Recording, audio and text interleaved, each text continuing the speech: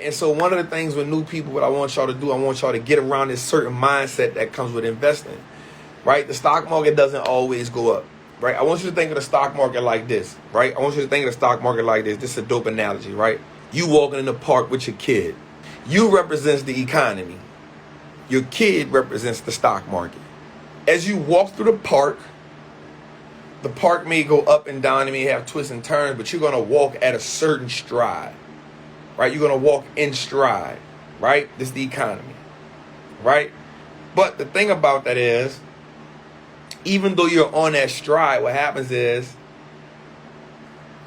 the park may have ups, it may have downs, it may turn, but it doesn't make you speed up or slow down, right? You're still on the same stride, right? But what happens when you with your kid, right? Your kid may see a bird, they go run after the bird. You got to say, come here, right? You don't have to have kids. Just think about the picture, right?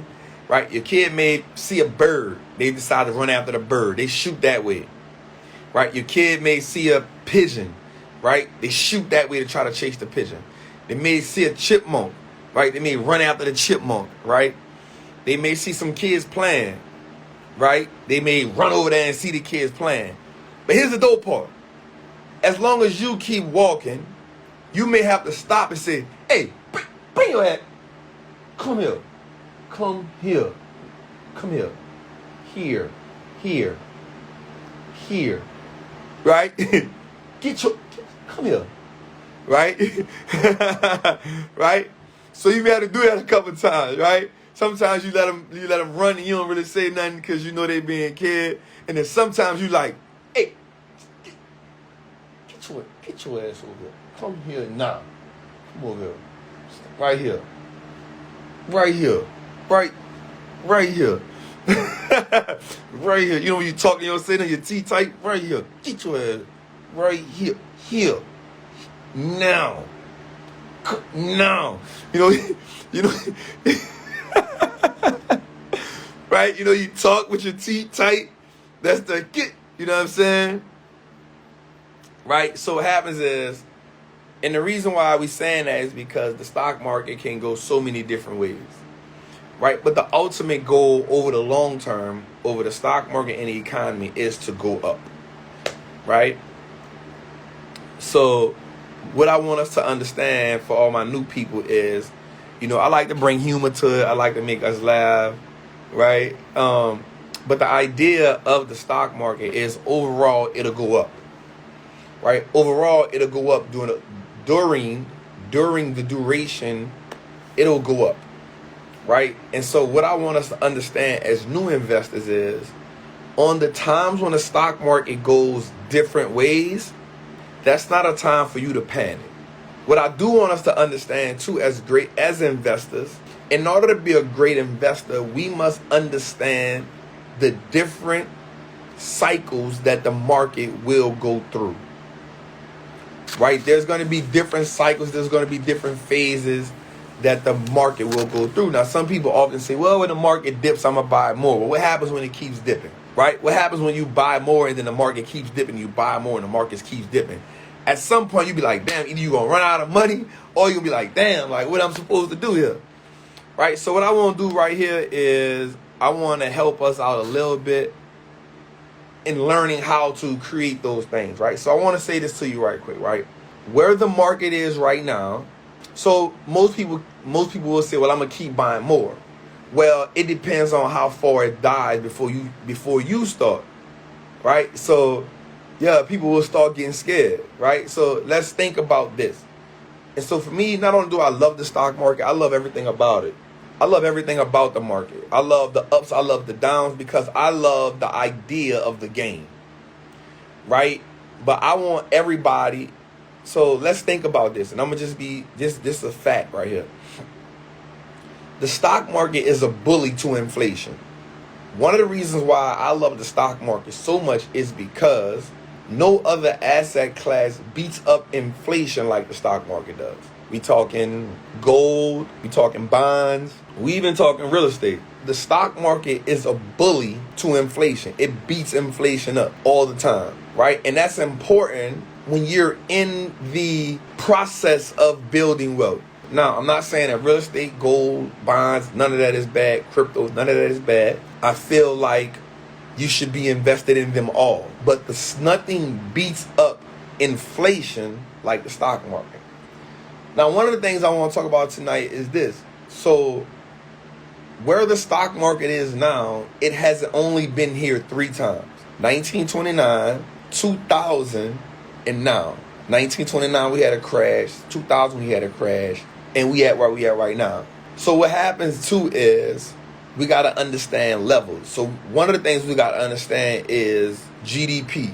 In order to be a great investor, you got to understand a form of economics. You know more about economics than you think you know. All of this is important in understanding how to maneuver in certain markets, right? If you're a trapper, then one of the things you understand that is on the first and the third when the checks come out, you know, people got more money to spend, right? And so when people got more money to spend, what do? Spend money. That's called consumer confidence, right? That is a whole index called the Consumer Confidence Index, the CCI. Consumer Confidence Index, right? And so you understand if people are spending money, that means the consumer has confidence. If the consumer is holding on to money, that means the consumer doesn't have confidence. That means the consumer is pessimistic.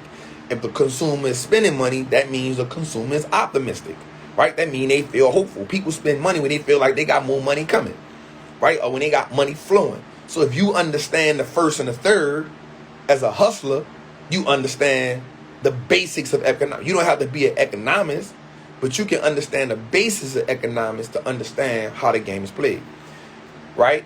And so let's understand supply and demand. I use the term drought all the time, right? So in the streets, we know that if a drought is happening, if it's a drought, that means product is on hold. So what happens normally in a drought? Right? Normally in a drought, what happens is prices go up. Normally prices for any product in the street goes up. Why? Supply and demand. If you can understand that, you can understand economics, right? If you understand that during income tax time, what happens in the economy during income tax time, right? The whole world know that during income tax time, what happens? One of the first things that you start seeing more of is what? Car sales. You start seeing a lot of car commercials during income tax season, right? Because this is a time for cars to really do their thing. This is when car dealerships make the most money. Why? They know everybody getting money between February, March, and April.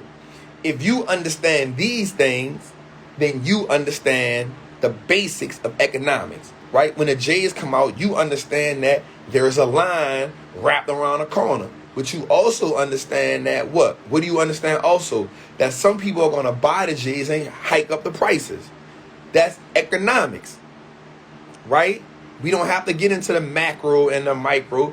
If you can understand economics on a basic level, then you can understand how the game go in the market. So let's talk about like GDP, gross domestic product. Why is this important, right? Trap, I said all that to say because I want you to understand this right here, right? Why is the GDP important? Because if we have two negative quarters of GDP, then you're in what's called an economic recession. What is GDP? What is gross domestic product? So the gross domestic product consists of a few things. So it consists of government spending. It consists of businesses and their investments.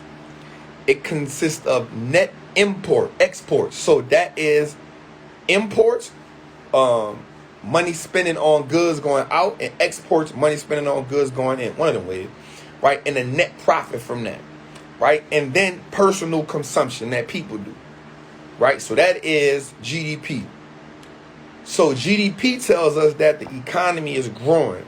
So what you want to look for, and again, the reason why I taught you about the basis of economics is because now I want you to learn this, right? And it ain't nothing hard. So let me say this to you. The news that you see on the TV, when you're looking at the financial markets, the news that you see on TV is to do two things. One, sell advertisement, and two, create a feeling of the viewers. right? The news that you see on CNBC, Bloomberg, all of these things, they are reactionary, meaning they react to what has already happened in the market.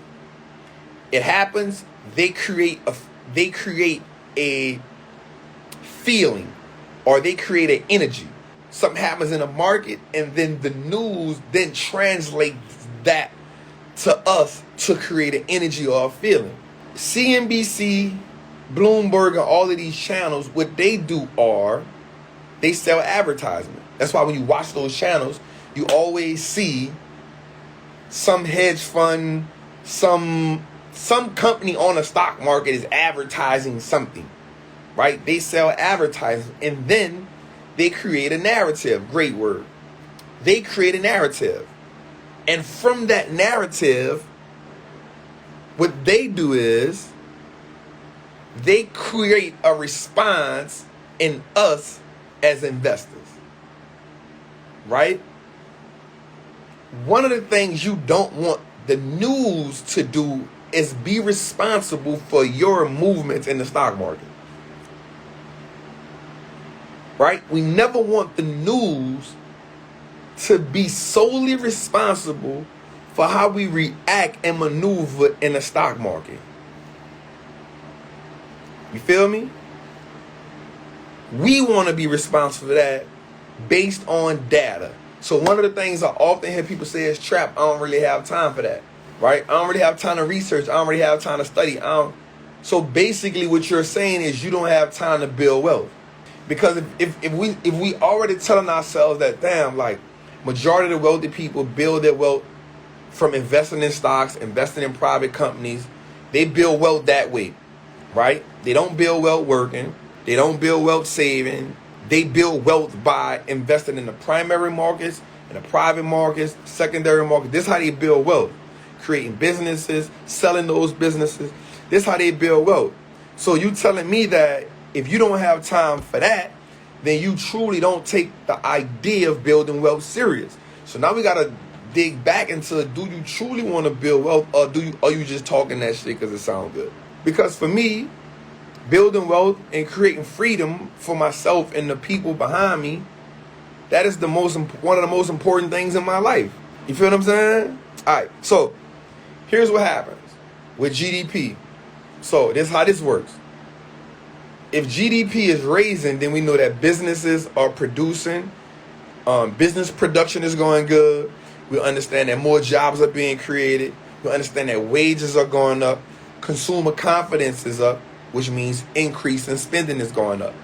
So if we have that happening, so a lot of times if we see GDP going up, what do you think is also going to be going up?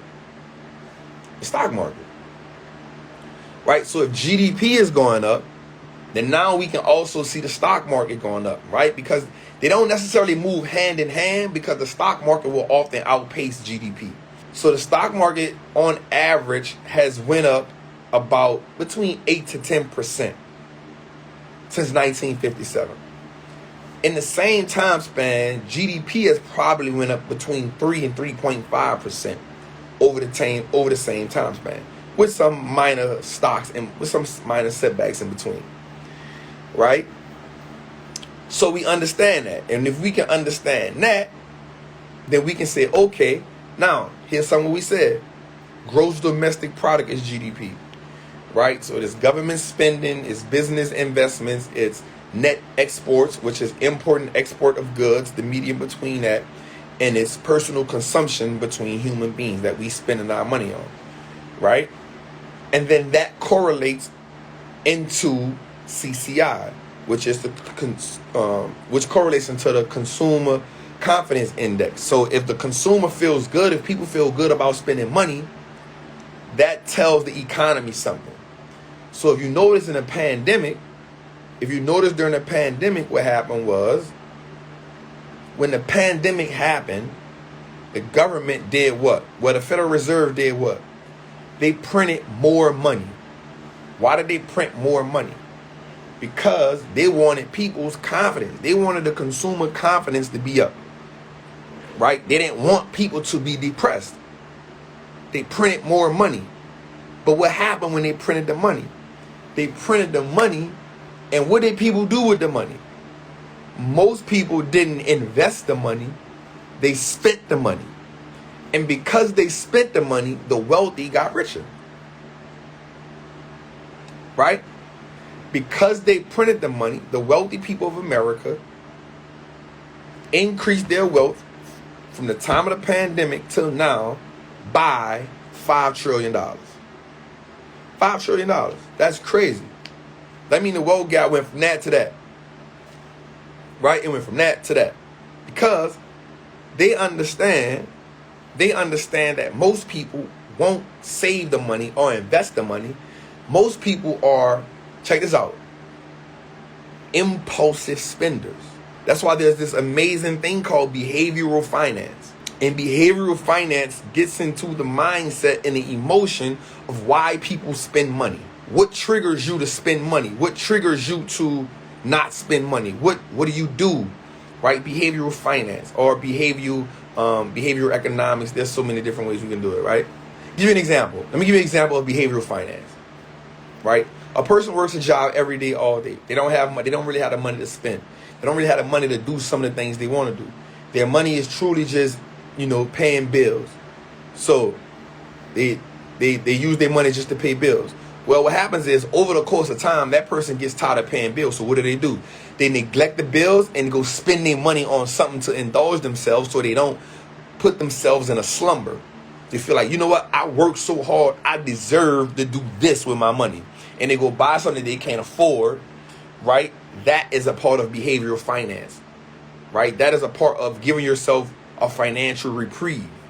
Instead of saying, yo, how do I get myself out of this situation, right? How do I use the money to do something different? This is why most people blow their income taxes, because it's the one time of the year they'll get a lump sum of money, right? Behavioral finance. Right? Behavioral finance. That is behavioral finance at its best, at its finest right there. Right? That stems from a toxic relationship with money. That also stems from the information that you've been given in the program that you've been given about money. It's only been beneficial for one group of people. You feel me?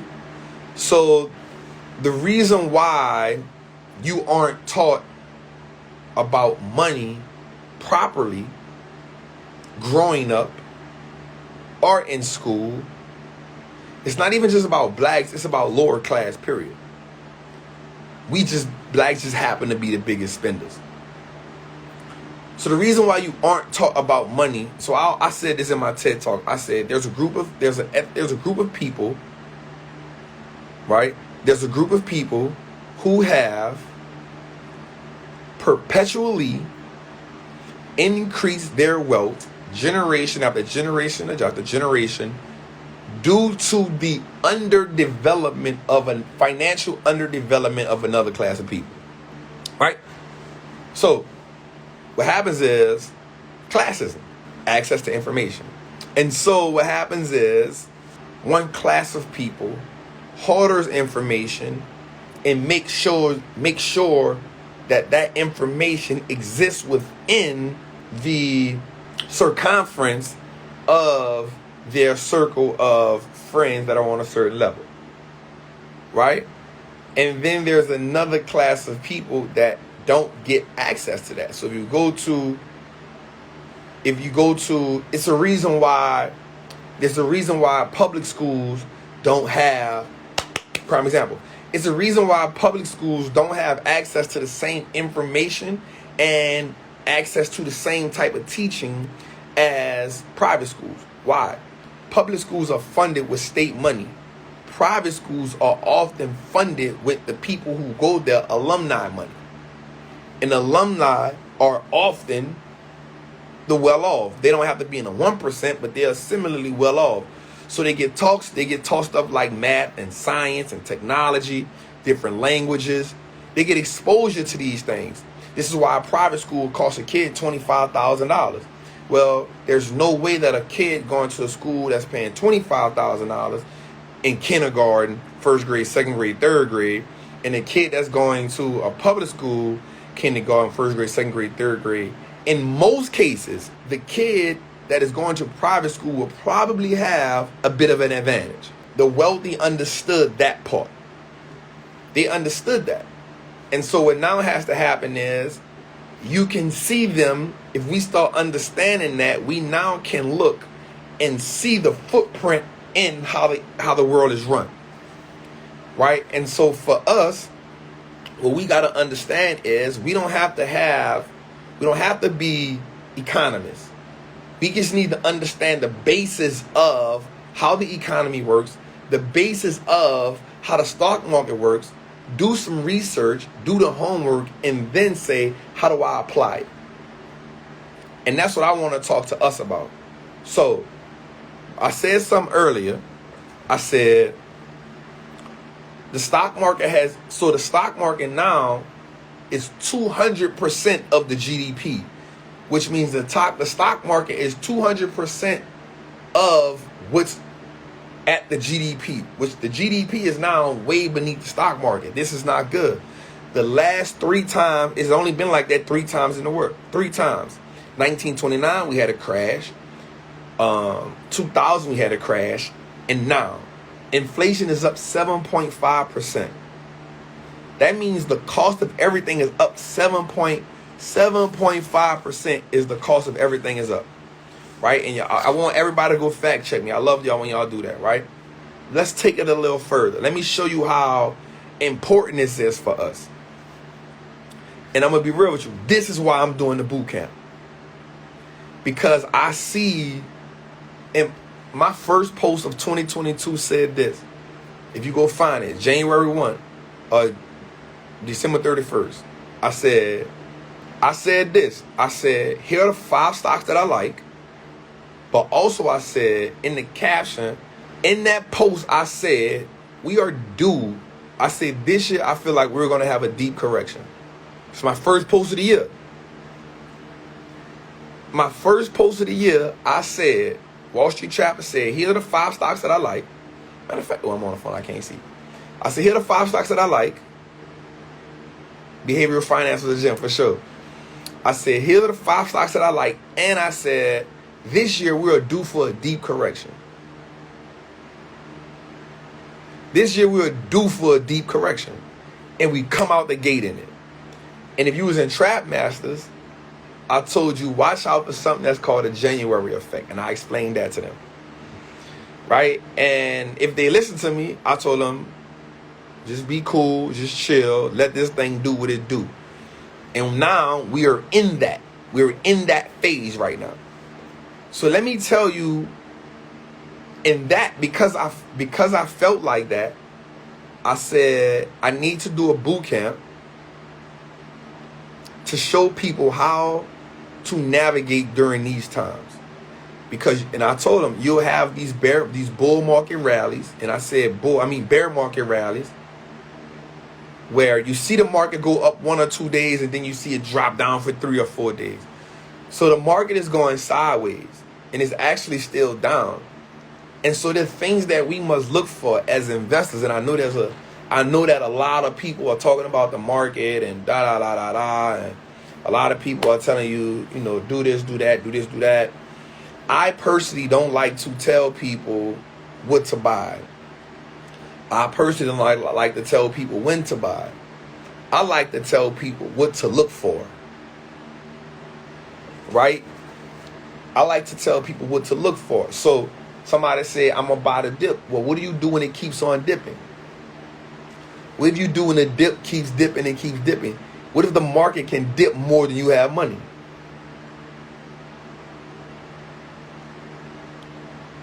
Right? Every dip is not a buying opportunity. Right? Every dip is not a buying opportunity. And that's one of the things I also like to talk to people about. Like every time the market dips, it's not a buying opportunity. You wasting money, right? What we need to be learning is how to find pricing points in which we buy. That saves us time. It's not dollar cost averaging, it's averaging down. I don't like dollar cost averaging because you'll tend to buy stocks at high prices over the course of time. All right, so we got to set those price points. And the reason why I did the boot camp, and I'm doing the boot camp, is because I want people to understand the importance of how to navigate in these markets.